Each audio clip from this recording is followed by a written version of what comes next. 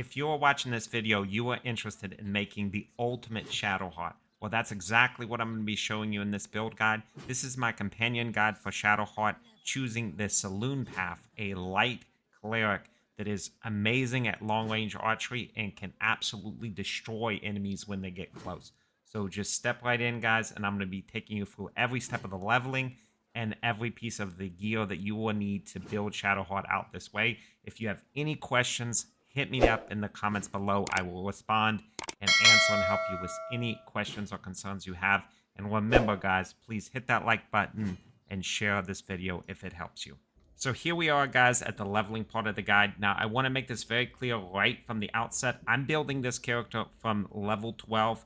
If you are starting from the beginning of the game, what I would highly recommend is you do exactly what I do, but instead of the subclass War Domain, which is what I'm recommending to start out with here at level 12, you should switch to Life Domain. For Act 1, Life Domain is by far the best build for clerics, and I have a separate guide for support clerics. I would highly recommend you do that in Act 1 and early Act 2. When you get to the Gauntlet of Shard, this is when you would be transitioning to this build. So now that that little footnote is done, what you're going to want to do is you're going to want to pick Cleric. You're going to want to pick War Domain. Cantrips, honestly, it doesn't matter too much, but my favorite is Thaumaturgy. You do want to have Guidance. 100% you do want to have Guidance. For your third cantrip, it doesn't really matter. I would say Light is probably the best, but honestly, most of the rest of the choices are pretty trash. Now, when we get into ability points, this is where things get very interesting. One thing that I would highly recommend you do is get your dexterity to be 16 and get your wisdom to be 17.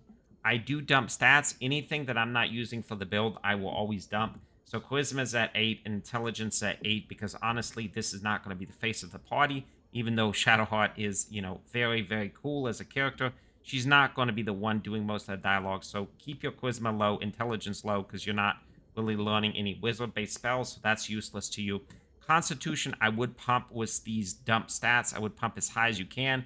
Right here, I have it at 15. In terms of your skill proficiencies, it honestly doesn't matter too much. You want medicine to be pretty high. I would not recommend going into persuasion, so history is your only other choice. But honestly, none of these skill proficiencies are the biggest deal anyway. So now let's move on. You're going to be leveling Cleric all the way to level 4. Alright, guys, so here we are at level 4. We make our first big decision.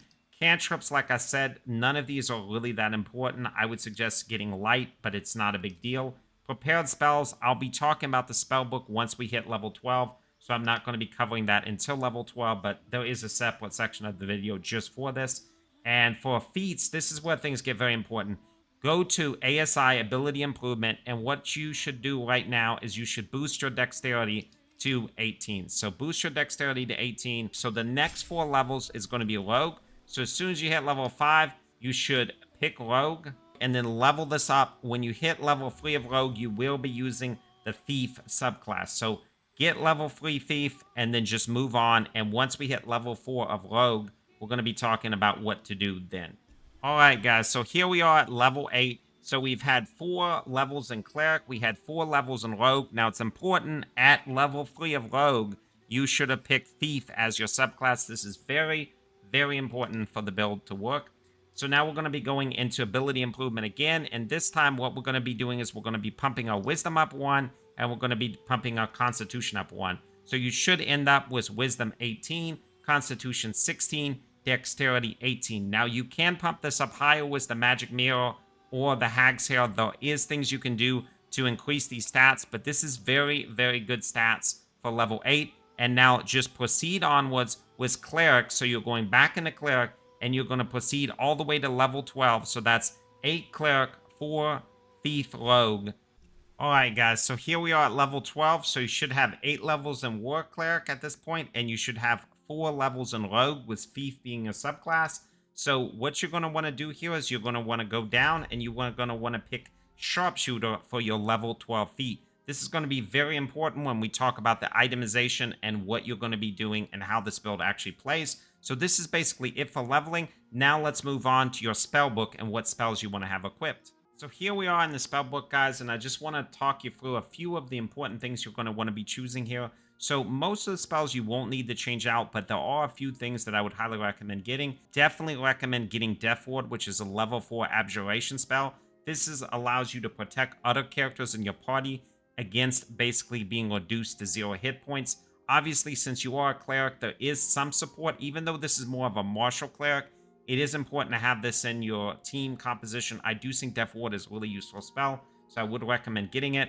I would always recommend Glyph of Warding. I think Glyph of Warding is an extremely, extremely potent spell for both bards and for clerics. I think Glyph of Warding is just a crazy, crazy good spell. Definitely be getting Daylight. You need this to be on Daylight, level 3 evocation spell. Have this in your spellbook 100%.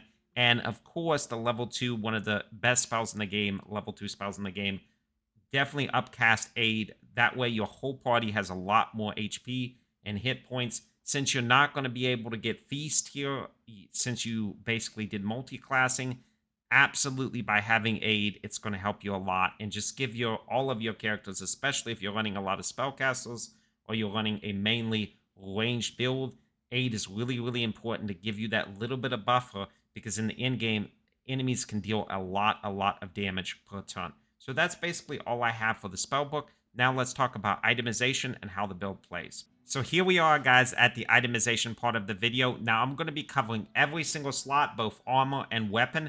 If you have any questions, this is very in-depth. I would suggest using the timestamps, looking over the individual subsections. And if you still don't know, ask me down in the comments and I will definitely help you out. Now let's start out with the helmet slot. In my opinion, you have one that is more roleplay oriented and you have one that is better for stats. For stats, I would absolutely use the Helm of Baldurian. This helmet heals you for 2 hit points at the beginning of every turn, and you have a 1+ bonus to armor class and saving throws. Also, you cannot be stunned, and people cannot land critical hits. This is an incredibly, incredibly, incredibly good helmet, and in my opinion, one of the best helmets in the entire game. It looks really good. Now, I'm going to be showing you what she looks like actually in her default armor, because normally I use the camp clothing and the elegant robe, which I think looks absolutely stunning on this build. But if you want to look at what she looks like actually in her armor, this is what it would look like.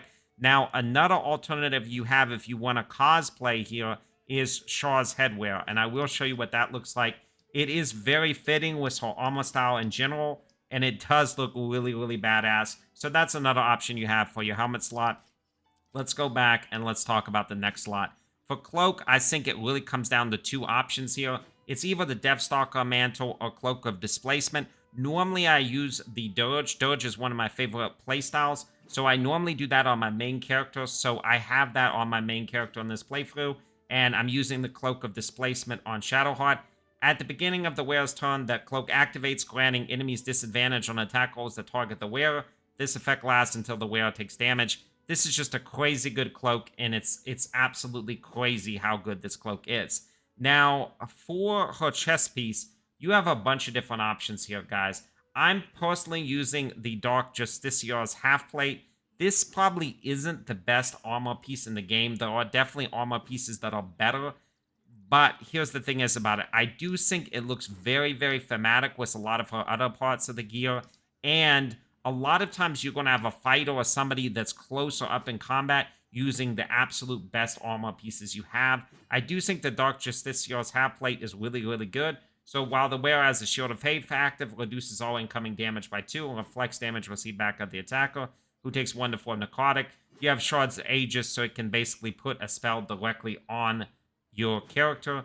I do think this is a good piece, but now I will say for chess pieces, you do have a lot of different options. So, if you don't want to roleplay it as much and you want to have something that's a little bit better, there's a lot of different chess pieces, heavy armor chess pieces generally, that are going to be pretty good. However, just look at this. You do have 22 armor class with this particular build, so I do think it's very, very solid. Dark Justiciar's Gauntlet. Now, here you actually have 2 options, guys. You can use Gloves of Archery, which will actually give you more damage with your bow, which we're going to be talking about in a minute. Or you can use the Dark Justiciar's Gauntlets. I do like this. This also gives you a spell where you can basically have a darkness spell around them, Beckoning Darkness. And your weapon attacks deal an additional 1 to 4 necrotic. That's kind of nice because you're going to be hitting with your bow a lot. But again, guys, Gloves of Archery, another really solid choice for this slot. Boots. Shadow teleportation, I really like. Again, this is kind of more of a thematic build. I do think it looks really good, especially if you too equip the Shaw's headpiece. But I do like the Helm of Bardarian, and I think it also looks good and is just a really, really solid choice. Again, boots, you could be moving things around here, and there are different options. But I personally, for this thematic build, I do like the Dark Justiciar's boots, and that's what I would be using. For camp clothing, like you're seeing right here, I think the Elegant Robe just looks amazing, and I normally have this enabled for Shadowheart just because she looks so good with it. Callous Glow Ring. Now, guys, when we're talking about ring slots here, I want to be talking about what you can do. So the Callous Glow is really, really good with Daylight. Remember from the spell section, you can cast Daylight on an ally and then have them move close to an enemy, and then what it is, they're illuminated. And the wearer deals an additional 2 points of damage against creatures that are illuminated. Even though it doesn't mention this, this is actually radiant damage. That's the damage type it actually is. And if you see your Gantra Maul, we'll be talking about the weapons in a minute, but this has a glowing, so basically this object radiates light around it in a radius of 6 meters. So if enemies are close, then they're going to be hitting with the Callous Glow Ring. If enemies are far, what you're hopefully doing is putting daylight on an ally, having them move up, and then basically they're illuminated and take damage from this ring. Now, for your second ring slot, this is a little bit debatable. One thing you can do is put the Caustic Band on, which I think is really, really solid and just gives you pretty much consistent damage. But I do like the Snowburst Ring. This is really good for any archery-based build. What this basically does is when the wearer deals cold damage, they create a 4.5 meter circle of ice around the target. So it basically does an AoE attack from a single target attack. Why this can be really good is if you have, let's say, like arrows of ice, you can literally shoot an arrow of ice, hit the target, and then it creates a big cone of ice around it. So I do think the Snowburst Ring is a really, really good ring for archers, and I do like it a lot for this build. Now, for weapon slots, guys, the star of the show is the Gauntry Maul. This is a legendary bow, and so on hit possibly inflicts Guiding Bolt upon the target. It has a glowing radius, which is going to synergize with the Callous Glow Ring, and Weapon Enhancement plus free, and Celestial Haste, so you can actually self-cast haste with this particular bow. It's an incredibly good bow. But what if enemies come within a closer radius? Well, that's why you have Saloon's Spear of Night. So this build has 2 legendary weapons. This one's going to give you advantage on wisdom saving throws and perception checks. You already have a very high wisdom modifier, so you're going to be winning pretty much all wisdom checks. And perception checks always useful. You can see in the dark up to 12 meters. Not super helpful in Act 3, but it's not bad. You do get Moonbeam, which is a level 3 evocation spell. That is a very, very good spell. Moon Mote, it's okay. It's nothing super, super great. But you will be doing a lot of damage with this. Now, it's important to note, because we did dump Strength, I am always running Elixir of Cloud Giant Strength. This is something I do for a lot of builds, guys, and pretty much is almost always the optimal choice. You do not need to do this. You could respec and basically just have natural strength, and you would probably have like 1 to 2 less constitution. So, choose what you want to do there, and if you want to actually run Elixirs of Cloud Giant pretty much at all times. Now I'm going to quickly talk about some of the arrows you'll be using. Arrows of Aberration deals double damage to aberrations. Arrows of Arcane Interference, these are incredibly, incredibly good arrows. You break your target's concentration, so any spellcasters, these are super, super good. Beast Slaying deals double damage to Beast. Arrows of Construct Slaying deals double damage to Constructs.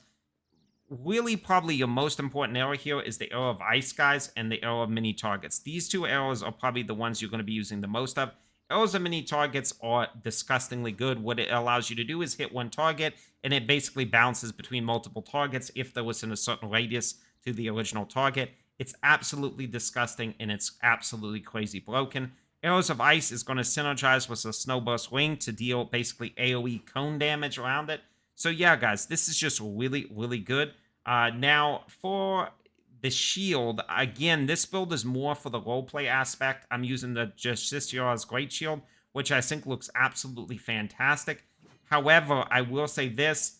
It's one of these things where you could choose a lot of different shields here. Viconia's Great Shield is definitely something you should look into, because it does boost your armor class by an additional 1. So that is something that you could use if you decide to use it.